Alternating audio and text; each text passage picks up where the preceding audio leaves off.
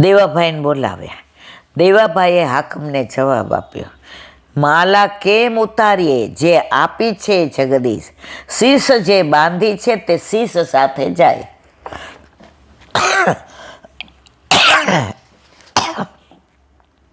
હાકેમ ગુસ્સે થયો. દેવાભાઈને હાથીના પગ નીચે છૂંદી નાખવાનો હુકમ કર્યો. 3-4 વાર પ્રયત્ન કર્યો, પણ હાથીએ દેવાભાઈ તરફ એક પગલું પણ ભર્યું નહીં.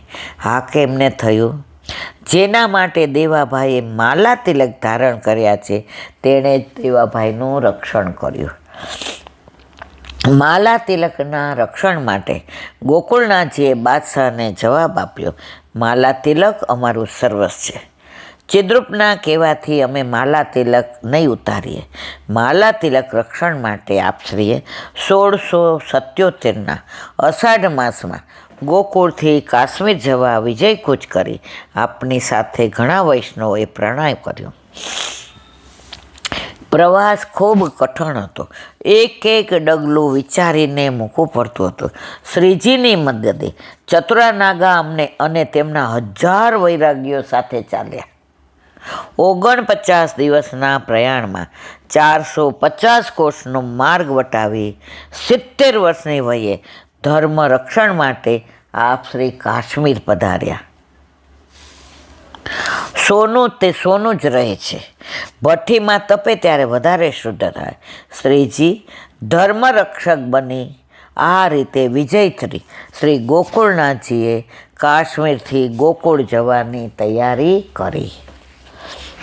આટલા શ્રમ આપણા બધા વલ્લભ, ગુસાઈજી, ગોકુળનાથજી, હરિરાયજી, દ્વારકેશી, છતાંય આપણને તિલક કરવું નથી ગમતું.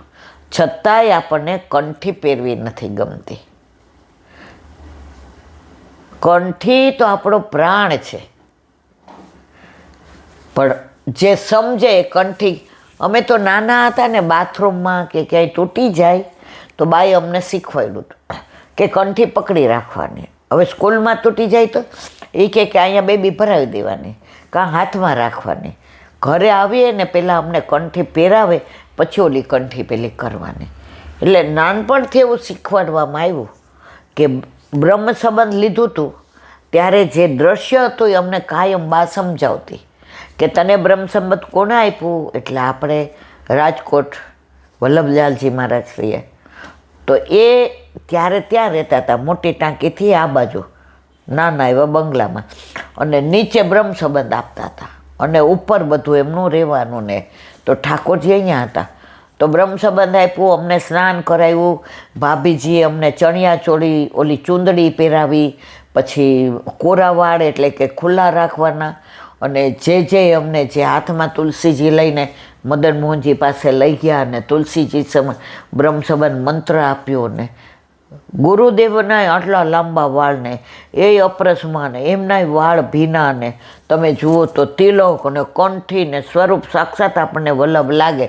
કારણ કે વલ્લભકુળ જ્યારે બ્રહ્મ સંબંધ આપે છે ત્યારે વલ્લભના આવેશમાં જ આપે છે.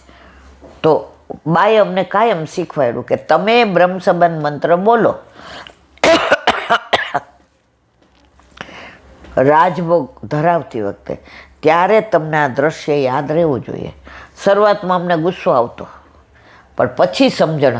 હવે અમને કેવું નથી પડતું, હવે અમને એ દ્રશ્ય નજરે રહે છે. તો બ્રહ્મ સંબંધ એ તો આપણા ઠાકોરજી સાથેના અલૌકિક લગ્ન છે. પણ આપણને લૌકિક જે 40-50 વર્ષનો સંબંધવાળા યાદ રહે છે, પણ જન્મો જન્મના જેની સાથે સંબંધ છે એ આપણને યાદ રહેતું નથી. દયારામભાઈના ચંદ્રાવલા.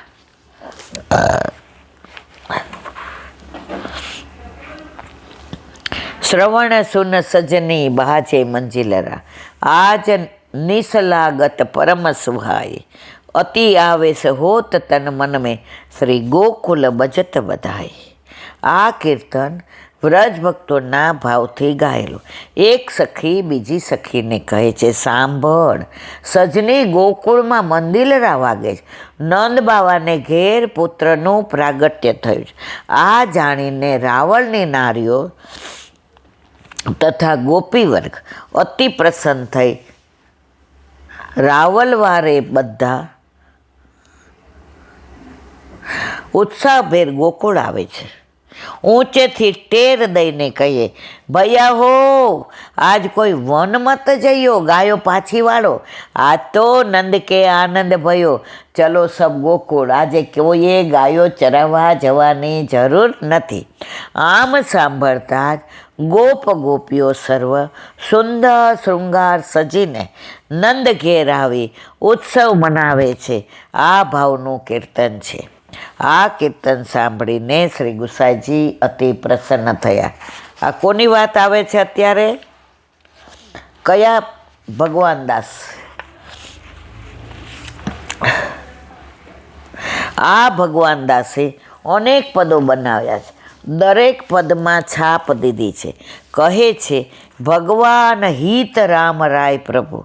પોતે રામરાયજીના સંગની, જો સંગ એવો કરવો ને કે સારા વિચારો મળે, સત્સંગ મળે, સારું શીખવા મળે, સારું શીખા હોય ને સારું કરતા હોય ને એ ભૂલી જાય એવાનો સંગ ન કરવો. આજે જ કોકે મને વિડીયો મોકલ્યો છે કે જ્યારે તમારાથી ને તમારા સિદ્ધાંતો પ્રમાણે બધા દૂર થતા જાય ને તો સમજી જવાનું કે કૃષ્ણ હવે આપણી આજુબાજુથી ભીડ ઓછી કરે છે, કે ભીડ ઓછી થાય તો હું તારી પાસે આવું ને, તો ભીડ ઓછી થાય તો રાજી થવાનું કે કૃષ્ણ હવે આપણી પાસે આવવાની તૈયારી કરે છે. એટલે કે છે તો આ રામરાયજી છે એ ગુસાઈજીના સેવક હતા અને ભગવાન દાસ એના મિત્ર હતા. તો એની ભેગા આવ્યા ને ગુસાઈજીનું સ્વરૂપ જોયું અને એના દ્વારા એ ગુસાઈજીના સેવક બન્યા અને કીર્તન કરવા માંડ્યા. તો કીર્તનમાં પણ ભગવાન દાસ પોતાની છાપ એકલાની નહીં, ભગવાન દાસ હિત રામરાય કે પ્રભુ, જે રામરાય એના મિત્ર હતા, જેના સંગી હતા, જેના સંગથી એ વૈષ્ણવ બન્યા હતા, એ રામરાયનું નામ દરેક કીર્તનમાં આવે છે. જુઓ, આ ભગવાન દાસે અનેક પદો બનાવ્યા, દરેક પદમાં છાપ આપી છે. કહે છે ભગવાન હિત રામરાય પ્રભુ. કેટલાય આપણે રોજ કીર્તન ગાઈએ એમાં આવે છે પોતે રામરાયજીના સંગથી વૈષ્ણવ બન્યા હતા, તેથી તેનું નામ અગ્રેસર રાખ્યું છે. આને કહેવાય વૈષ્ણવ. જેણે આપણને વૈષ્ણવ બનાવ્યા હોય, જેણે ઠાકોરજી પુષ્ટ કરાવવા માટે આપણને પ્રેરણા આપી હોય, આપણે ક્યારેય ન ભૂલાય. કારણ કે આપણી ઓળખાણ કરાવનાર કોણ? આજે આઈએસ ઓફિસર બનવાનું હોય અને કોઈ આપણને એક રેકમેન્ડેશન લેટર લખી દે અને ઓલો વાંચે, એ કે ઓહો આ તો મારા જીજાજીનો મિત્ર છે, ઓલાની લાયકાત છે બધું, પણ મિત્ર જોઈને આજે પ્લસ થઈ ગયા અને પછી આપણે ઇન્ટરવ્યૂ લેવાવાળાની કરતાં આગળ નીકળી જાય તો જેણે જે રેકમેન્ડેડ લેટર લખ્યો છે ને એ જિંદગીમાંય ન ભૂલાય. તો આપણો રેકમેન્ડ લેટર પ્રભુ પાસે જેણે લખ્યો છે એનો સંગ, એનો ઉપકાર ક્યારેય ભૂલાય નહીં. આ ઉપરથી સમજાય છે કે વૈષ્ણવોએ મહાન ભાગ્યવાન વૈષ્ણવની કૃપા મેળવવા પ્રયત્ન કરવો જોઈએ. તેમની કૃપાથી જ સર્વ સાધ્ય બને છે. આ ભગવાન દાસજીના શ્રી ઠાકોરજી શ્રી નવનીત પ્રિયાજી હાલમાં ગોકુળમાં શ્રી પુરુષોત્તમજી મહારાજ શ્રી માથે બિરાજે છે. ભક્ત સંગે ગુરુ મિલે, ગુરુ કૃપા ગિરધારી. બોલો વલ્લભાધી.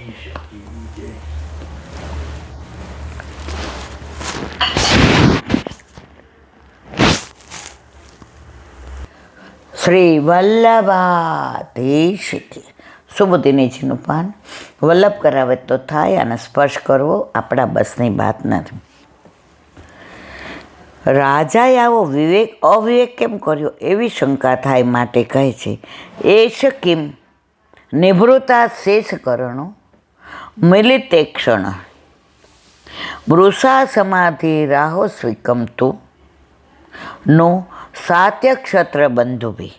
અર્થ, રાજાને શંકા થઈ કે ખરેખર આ ઋષિના સર્વ કાર્યો શાંત થઈ ગયા છે માટે એમણે આંખો બંધ કરી કે પછી અપમાનિત થવા છતાં રાજા શું કરી શકે એ જોવા માટે સમાધિનો ઢોંગ કરીને બેઠા છે. સુબોધિનીજી, નિવૃત્તા શેષ કરણો નિવૃત્તાન્ય શેષાણી કરણાની યસ્ય શાંત થઈ ગયા છે. સર્વો કર્મો જેના તાદૃશી મૃત્વા તેવા થઈને મિલિત એક ક્ષણ આંખો બંધ કરીને આ ઋષિ બેઠા છે અથવા અમને ઠગવા માટે ખોટી સમાધિ કરી છે. સમાધિનો ઢોંગ કરી અમને બેવકૂફ બનાવવા બેઠા છે. અહીં શંકા થાય કે ઋષિને આવી ખોટી સમાધિ લગાવવાનું કારણ શું? ત્યાં કહે છે કેમનું શ્યાનનું અવ્યવ વિચાર અથવા નિશ્ચયના અર્થમાં આવે છે. ક્ષત્રિયના રાજાના આવવા જવાથી શું થવાનું? રાજા ક્ષત્રિય છે એમ યોગથી જાણી લીધું હશે. ખોટી સમાધિ ધારણ કરી તો પણ આ ક્ષત્રિય મારું શું બગાડી શકશે? એવી ભાવનાથી જ ઋષિએ મારી અવજ્ઞા કરી હોય. આમ ઋષિએ પોતાનો સત્કાર ન કર્યો એના કારણોનો વિચાર કરતાં કરતાં રાજા પૂર્વે જણાવેલ 10 દોષોના ફળ રૂપે એ નિશ્ચય પર આવ્યો નું કે ઋષિએ મારું અપમાન કર્યું છે અને ક્રોધમાં વગર વિચારનું કૃત્ય કર્યું છે એવો અર્થ છે. હવે કાલે સાપ આપ્યો એનું વર્ણન આવશે. બોલો વલ્લભાધી. શ્રીમદ ભાગવત. देवने दंडवत प्रणाम करूं चंद्र सरोवर पे सूरदास जी के द्वार पे मेरा दंडवत प्रणाम. सुरभि कुंड पे परमानंदास जी के द्वार पे मेरा दंडवत प्रणाम. जमुनावता पे संकर्षण कुंड पे कुंभन दास जी के द्वार पे मेरा दंडवत प्रणाम. बिरछू कुंड पे कृष्णदास जी के द्वार पे मेरा दंडवत प्रणाम. कदम खंडी पे गोविंद स्वामी के द्वार पे मेरा दंडवत प्रणाम. अप्सरा कुंड पे चित्त स्वामी के द्वार पे मेरा दंडवत प्रणाम. मानसी गंगा पे नंददास जी के द्वार पे मेरा दंडवत प्रणाम. रुद्र कुंड पे चत्रबुद्धास जी के द्वार पे मेरा दंडवत प्रणाम. વ્રજ વિલાસ વ્રજની ગોપિકાઓને મારા દંડવત પ્રણામ. હે વલ્લભ, સવારથી અત્યાર સુધી સેવા સ્મરણ સત્સંગ જે પણ તે કરાવ્યું તે તારા ચરણારવિંદમાં સમર્પણ કરું છું. ભૂલ અપરાધ થઈ હોય તો ક્ષમા કરશો. બોલો વલ્લભાધીશ કી જય. દ્રઢઈના ચરણ કેરો ભરોસો દ્રઢઈન ચરણ કેરો. શ્રી વલ્લભનક ચંદ્ર છટાવીન સબ જુગ માય અંધેરો ભરોસો દ્રઢઈન ચરણ केरो. साधन और नहीं कली में जासो निवेरो. सूर का कहे द्विविध आंधरो बिना मोल को चेरो भरोसो દ્રઢઈન ચરણ દ્રઢઈન ચરણ દ્રઢઈન ચરણ કેરો. શ્રી વલ્લભાધીશ કી જય. આજનો આ સત્સંગ મારા વલ્લભના ચરણારવિંદમાં સમર્પણ કરું છું. ભૂલ અપરાધ થઈ હોય તો ક્ષમા કરશો. આ મારા વલ્લભની વાણી અને ભૂલો એ મારી. બોલો વલ્લભાધીશ કી જય. બધાય વૈષ્ણવને જાજા કરીને જય શ્રી કૃષ્ણ. બેસતા વર્ષની સંવત્સરની ખૂબ ખૂબ વધાય, ખૂબ ખૂબ વધાય, ખૂબ ખૂબ વધાય, ખૂબ ખૂબ વધાય.